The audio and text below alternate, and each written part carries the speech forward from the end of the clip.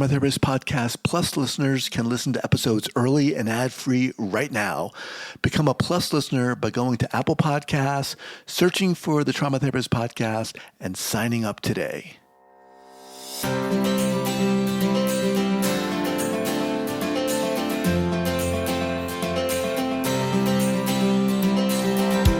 All right, welcome back to the Trauma Therapist Podcast. My name is Guy McPherson. My mission is to help trauma therapists be their incredible selves, to be human, to be real, not just a clinician. I'm a big believer in who we are is more important than what we know. And this requires cultivating authenticity, genuineness, and vulnerability, and that requires intention. You can learn more about my courses and workshops by going to thetraumatherapistproject.com. That's thetraumatherapistproject.com. Let's get started. All right, here we go. So 5, 4, 3, 2, and 1. All right, folks, welcome back to the podcast. Very excited to have as my guest today, Beck Thompson. Beck, welcome. Thank you for having me to Guy. Awesome. So despite her early life being dominated by childhood trauma and parental neglect, you will not hear Beck using the terms survivor or thriver. Trauma would not be the hero nor the legacy of her life. She's made it her mission to change the way her childhood trauma tainted her view of the world. Her approach to trauma recovery is determined and unabashedly honest, getting real with the girl within to repair and renew her sense of worth and value. Beck is the author of the memoir, Chasing Normal. And as a primary teacher, speaker, and presenter, she brings a unique perspective, inspiring others with her unwavering belief in change and the human capacity for healing. Welcome to the podcast. So before we get going here, share with the listeners where you're from originally and where you are currently. So I was born in Melbourne and lived there for probably 9 years. And then I moved to a little country town about 2.5 hours away. And then, lived there for most of my adulthood, I guess. And then I decided on a whim just to move up to Queensland, which is a couple of states north from Victoria. So yeah, I've been up here about 10, 11 years now. So yeah, I love it up here. All right. Sounds good. All right, Beck. So let's get into this. There's no way to say this. This sounds very intense. How did all this start for you? In my healing or my... Well, the healing started because of trauma, wherever you want to start. Well, look, I always pin it back to when I finished school. I had, like a gap year where I thought I didn't want to go to school and I sort of wanted to explore other avenues like my friends were. Only thing is they had the courage and the means and the money and the skills. I didn't. I was. So we're talking what, 20 years of age or what? 18? I wasn't even 18. I was probably 17 and a half. I was a bit of an early finisher. Okay. I tried the gap year where I tried to explore life. And problem was I had no idea about life. Did not have the skills. I certainly didn't have the emotional development to even have a go at life as you try to even in your late teens. Just failed miserably. I had applied for university and I remember sitting in my room one day going, if I don't do something, I'm going to be stuck in this room for a very long time doing absolutely nothing. And I was broke. I was miserable. I would say if I was diagnosed back then, I was probably depressed. So I just, fortunately, I decided to take up a university offer and switch degrees. I was originally going to do business and I didn't really want to do that. So I decided to go into teaching instead. And that was kind of the momentum I needed to get up and do something, because I knew the alternative of sitting there depressed and broke was not going to change. Mm-hmm. And so I had to at least get up. And the thing that I talk about this a lot now, school was my safety. So going to university wasn't so much about getting the degree at the time. It was 4 years. And my first thought was, that's 4 years I don't have to engage in the world. I can go and study and go to the library and stick to myself and rely on those supportive, nurturing teachers that I had throughout all my school. And it was 4 years I didn't have to think about what I was going to do with my life beyond that. So I decided to do that, and I think I did quite well at that. So, yeah, and of course, there were challenges along that way as well, because kids are still wanting to have fun at university and go to parties, and I was just trying to learn as much as I could about how you have fun. I mean, it really was a bit like that for me. How do I have fun when I had so much internally going on? And I never understood that. I never understood how kids could go out and party and drink and socialise and just seem like nothing mattered except what was happening in that moment, where I just felt like I was carrying this baggage of trauma, of emotional abandonment, of parental abandonment and neglect. And I didn't know how to separate. Well, I didn't feel like I could separate the two. I couldn't just go, oh, Beck's going to have fun tonight. I was like, no, I've got all this baggage with me. All right, so let me interject here. So you mentioned depression and all this baggage and trauma. So was the trauma and the neglect that you speak of here, was that conscious during this time? Were you aware of this? Oh, absolutely. Okay. So yeah. you're aware of what you experienced, because some people are like, no, I didn't realize what it was. So up to this point, had you sought any help at all? Well, look, no, because at the time, the police were actually involved when I was 14, and I was sat down with my mother and questioned whether the abuse by her father and my paternal grandfather was true. And I knew it was that crossroad in my life. Was I going to say yes or no? And how was my life going to look beyond that? And so I knew I wanted the abuse to stop. So I knew that by saying yes, speaking that truth, that things were absolutely going to change. And of course they did. But I was offered foster care initially, and I was also offered counselling. And at the time, I just wanted my normal back. I wanted to keep with my friends. The few friends I had, I wanted that normality. I didn't want things to change. It was hard enough to speak out about the abuse, then be displaced somewhere I didn't know, away from my little town, away from my friends, away from other people. So I didn't think talking about it back then was going to change anything. So at 14, you were 14 at the time. Did you want to get away from your mother? Don't know. I don't know if I thought about it like that, because I knew that she wouldn't address it. She shut down immediately. There was absolutely no investigation from her. It was just flat out denial, and it was like it didn't happen. So that conversation didn't happen. She went into her own world of disassociation. So it was kind of easy, and I had my room as my sanctuary. I always spoke about that, especially in my book, where I just talk about my room being my sanctuary. So it didn't bother me that she was kind of there, because she was never, she didn't get angry at me. She didn't spite words at me. She just didn't say anything. So it was a pretense. It was just, we'll just pretend the elephant's there, but we just won't acknowledge it kind of thing.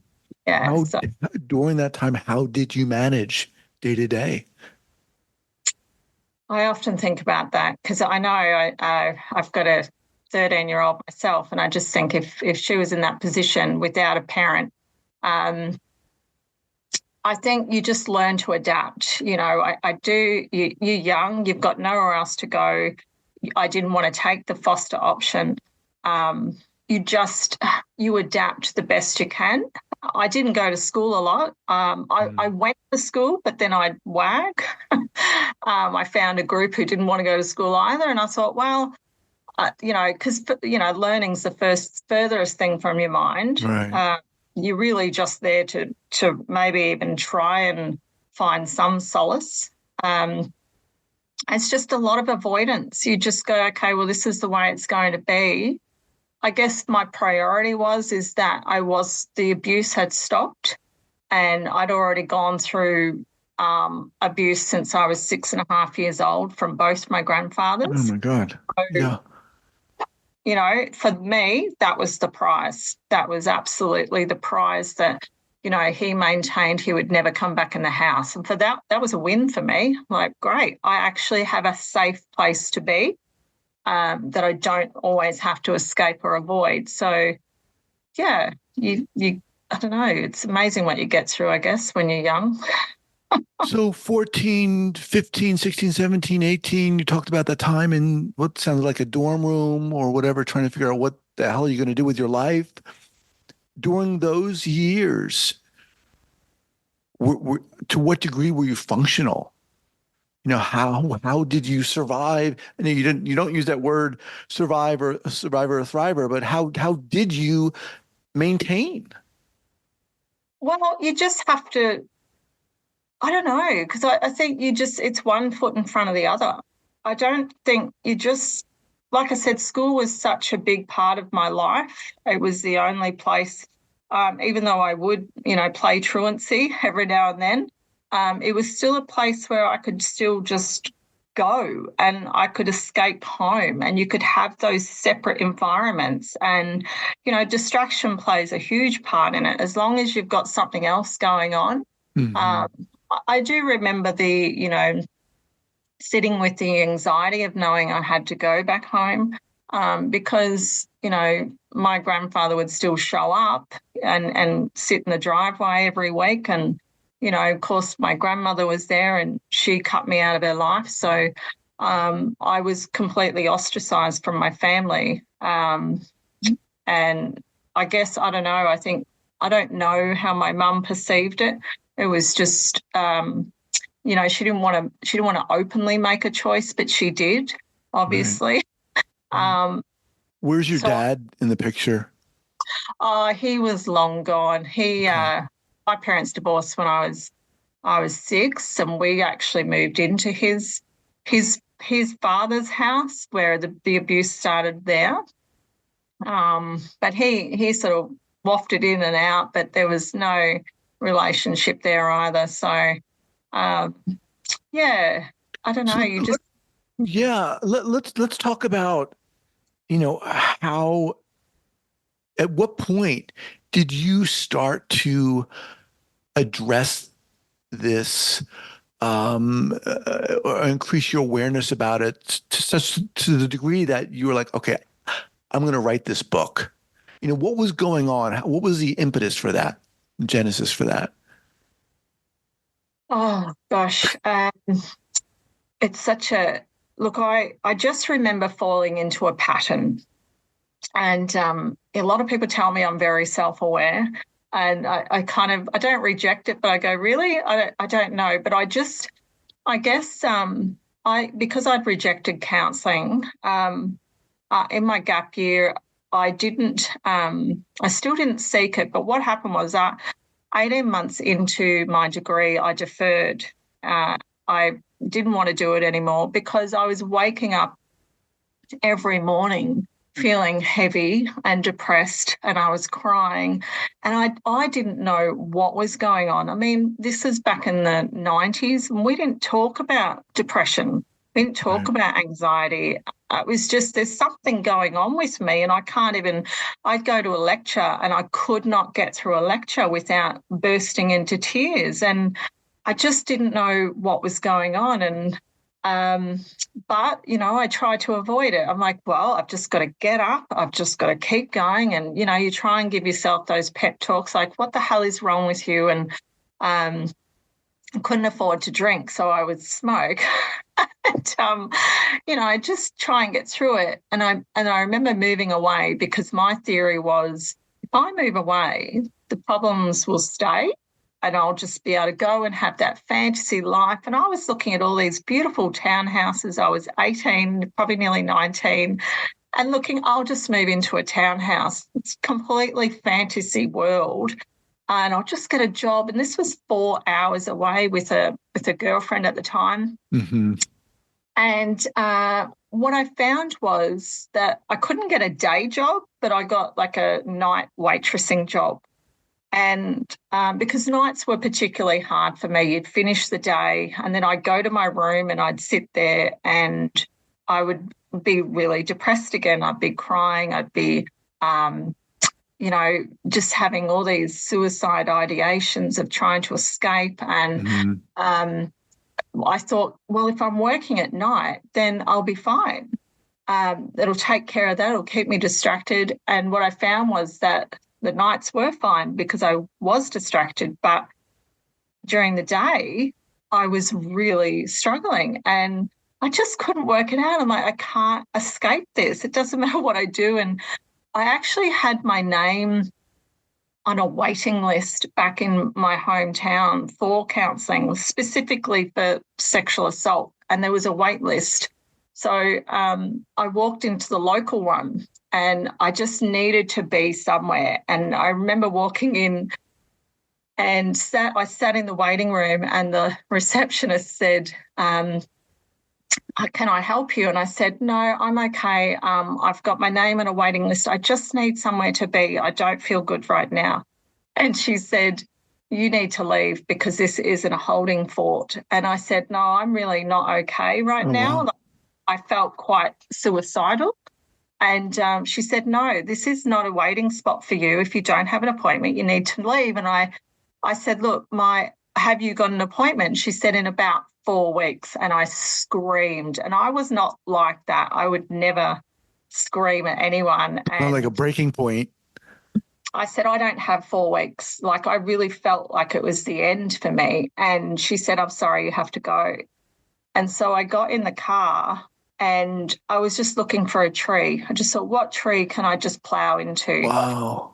And I realised while I was speeding down this open road, I thought, I've been doing this for years, just trying to run away, just trying to distract myself, and nothing's working. This is not my life. I cannot have my life like I had big dreams. I had goals. I wanted to be normal. I wanted the family, the job, the kids, the husband. I wanted that. And I was not getting it the way it was going. So I ended up packing up, going back to my hometown, waiting out the 4 weeks I had left and getting counselling and just starting that process of going, I need someone to hear me because my story or my experience had been mocked and ignored and shut down by my own family, by my own mother, by my own father.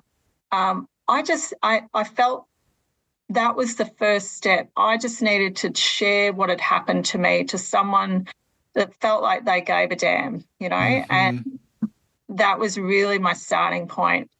And I kind of never stopped for quite a few years after that. Jesus, Beck, intense. You talked about that, just looking for that tree. Had you, prior to that, you talked about suicidal ideation, had you actually tried to take your life prior to that? No, I wanted to. I know it sounds, I wanted to, but there was always that, I just always felt like I wasn't giving myself a chance. And I knew that if I did that, what would my life, I just didn't think it was fair. I really wanted to because the pain was so intense and I just felt so alone in the world and I just could not see a way that I was going to get to where I wanted to be. but I just thought, if I do that, then I haven't given myself a chance. What's Mhm. life like if I do care about myself, if I do find people that will love and support me? And that's really, I always had this kind of inner voice going, but what about you? What Mm. about, that little girl that was never heard and supported? And I just felt I had to give her that chance. Yeah. So you started seeing someone. At what was it like when someone did listen to you? Well, it was strange, actually. I was waiting for the mocking. I was waiting I actually devoted a whole chapter to one of my first appointments and waiting for her to go, that's enough. Come on. Is that really true? Have you twisted it a little bit? Have you misinterpreted it a little bit here? Mhm. Um, And just to be very, clear, you went into therapy for sexual abuse. It wasn't yeah. like for depression or anxiety. And so the hope Uh, I'm guessing the therapist you saw was experienced in yeah, this. they were Okay, sexual assault counselors, they were sexual called. assault. Okay, Mhm. so Yeah. but you didn't. You were like waiting for the mocking to happen. Yeah, because I hadn't met an adult that had, aside from the police taking my statement, which is their job to, it's not their job to judge or ascertain the truth. It's just tell us what happened. Um, yeah, I just remember going, there's got to be a limit on what I can say because surely you're going to tell me that this really isn't true. And um, my grandfather, my maternal one, was a police officer, so and they don't do the wrong thing, do they? And Mm. so, but after a while, she was everything I needed. It was just I was waiting for my fortnightly appointment to see Oh her wow, because I just felt so, I don't know. It's like that unloading, and someone's there with a giant hug just to go, that's I'm here. amazing. Yeah. And because I never had that with my mother. Like Right. I was never embraced by my mum. I was never, my God, what happened? When did it happen? How long did it happen? There was just nothing. And so she was an incredible woman. I saw her for, probably chased her down wherever she moved. I found her and I would just Oh keep my. going. Wow. So I mean, that sounds amazing and incredible. Were there, in addition to her, can you talk a little bit about something or things that she did that helped you in your healing process also?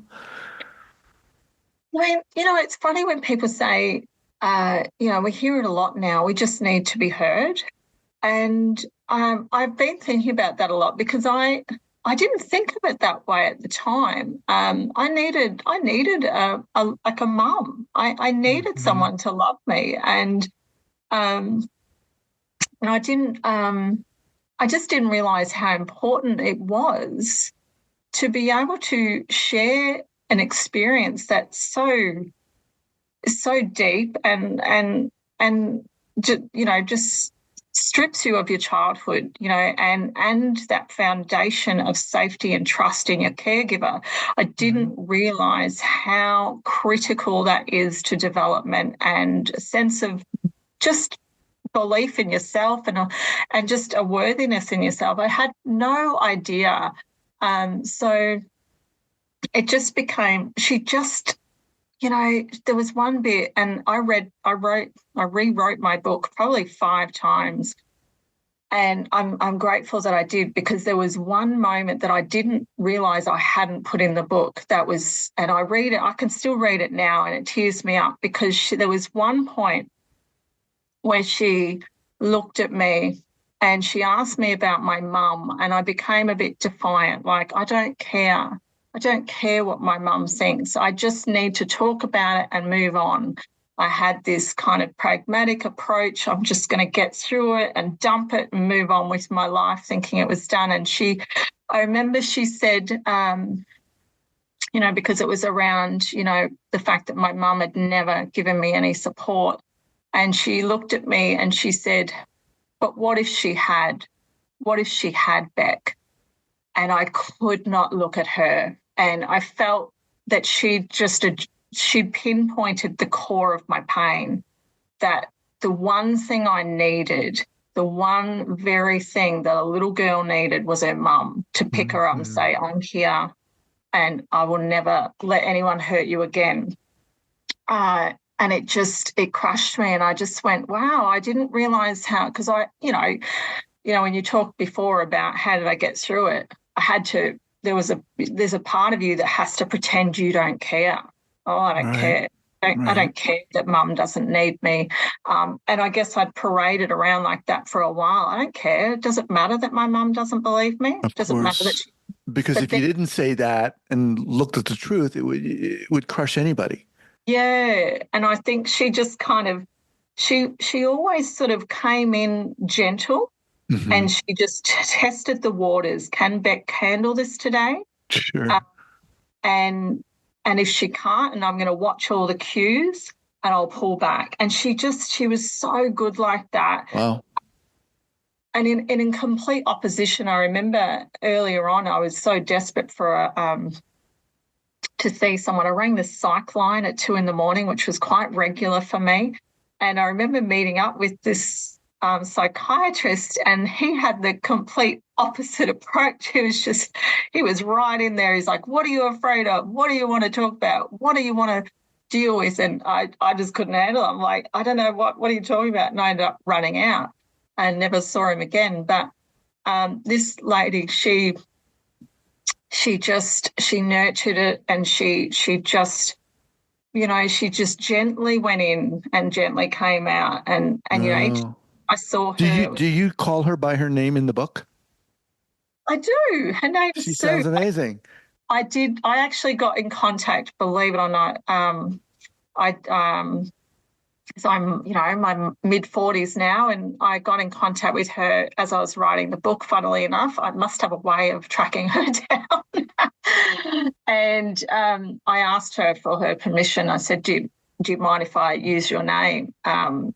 Yeah, and she's been amazing. I sent her a copy and everything. And, yeah, it's so lovely because she's a part of my upbringing. That's the way I see it. She's that crucial model that I needed. And, yeah, it was amazing. The book is called Chasing Normal. It's a memoir. Why did you write the book? Well, I always thought I would. I had this sort of idea in my head that one day I'm going to write a story about my life. And funnily enough, I've still got the typewriter version when I started writing when I was 19, and I hadn't even done any work yet. And I look at it now and I go, gosh, you don't even know the mountain you had ahead of you. And then I pursued it when I was 40. I wrote it because it's such a common story. I know that my story is not in isolation, unfortunately. Abuse is so common. And because I talk about the subsequent mental illness that I developed in response to all of this, and it's quite severe, I wanted people to see that we can overcome these things. It's a lot of work, and you've really got to do a lot of internal stuff. You've got to be willing to look at the pain and sit with it. But I wanted my normality, and I deserved that much. I deserved a chance at that. And I wanted to bring a relatively common story to people to say, look, I'm pretty raw and honest in my book. I share all the warts. Because I'm not ashamed of, what do we expect when you go through sexual abuse as a child? What do we really expect our lives to turn out like? And I wanted to share that. Well, this is what happens. This is what happens when, you're abused, you're not supported by your family, like your mum that you rely on. This is what happens, and this is what I had to do to overcome it. But there was nothing magical. I didn't need a lot of money. I didn't have the best support. You know what I mean? I didn't pay for a lot of treatment. there were just ways that I looked at my life and went, I cannot have this chronic anxiety anymore. I've got 3 kids now, and so I just wanted to show people that it's possible, because we don't deserve to be robbed of that. No.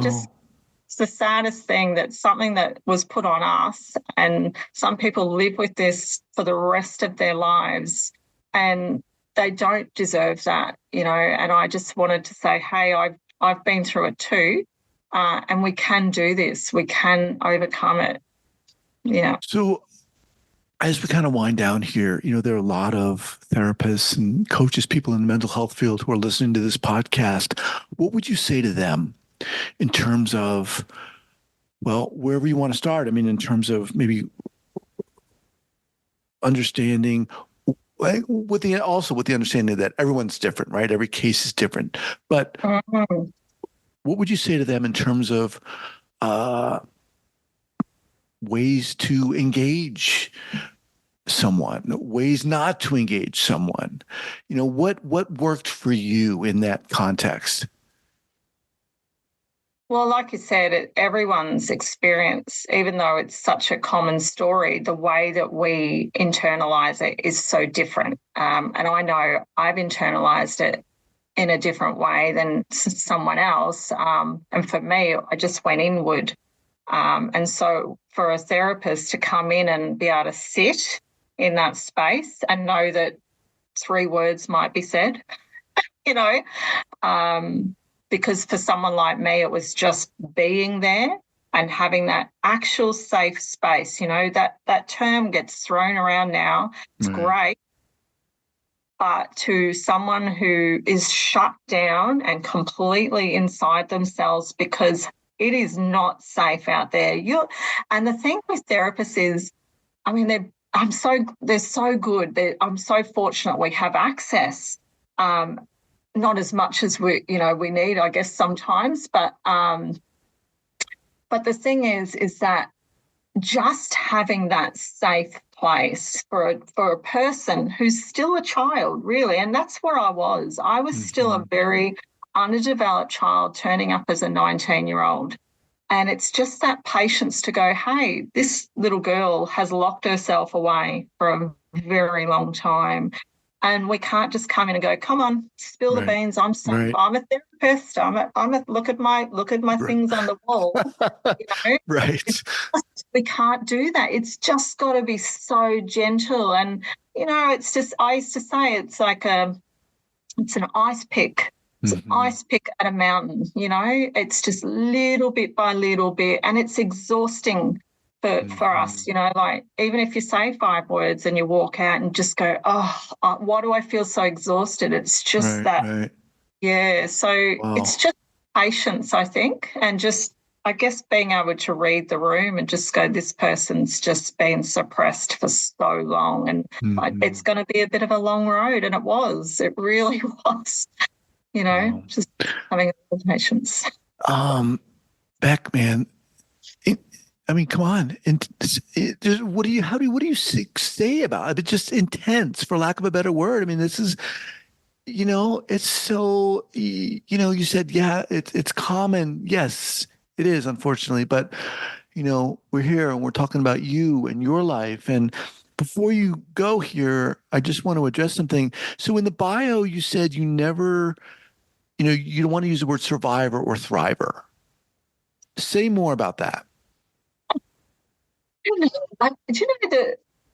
The image I have every time I hear survivor is treading water. I'm still surviving.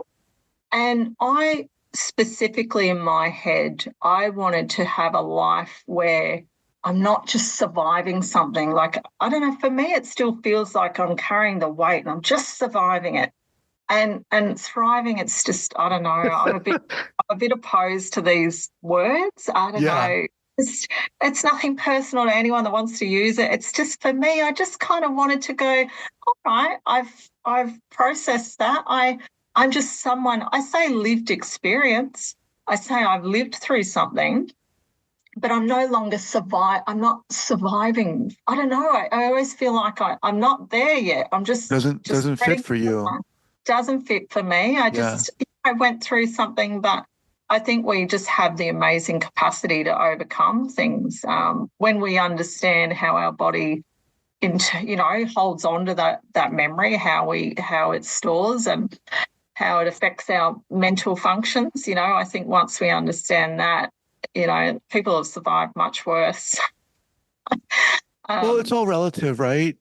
Yeah, I I guess. mean, Yeah, it is. so currently you're what? You're a teacher, you're obviously a mother. Are Yes, you like a full-time teacher? no, gosh, Okay. only to my children. Okay. No, I'm a relief teacher, so a supply, as you'd probably call it. And I work mainly with special needs students these days, trauma, ADHD, autistic, those sorts of things, which I love. Yeah, and I'm a mum, but yeah, I still do, a few speaking engagements and things like this. So, which is what I'm really passionate about, to be honest. It's that's where I always wanted to go. So, yeah. Awesome. Hmm. All right. So how do people contact you? Again, the book's called Chasing Normal. We'll have this linked up here at the show notes page at the traumatherapistpodcast.com. How can people reach out to you, learn more about you, and et cetera? Well, look, there is my website at beckthompson.com.au. But I'm on most social. I'm a bit old, but I'm on, Facebook and Instagram are my main ones that I share little tidbits of my own recovery and my logic on things. And I am, currently working on a second book. So yeah, they're my main ones, that people can reach out. And I don't generally hold back. I'm pretty honest about my recovery and what I went through. So Awesome. Well, reach it out. was a pleasure meeting you and Yeah, really inspiring talking to you. I'd love to have you back at a later date and yeah, keep up thank to date with what you're doing. Yeah, it's been great. I appreciate your time, Guy. Okay, appreciate it. We'll be in touch. Take care. Yeah, no worries. Thank All you. right. Bye. Bye-bye.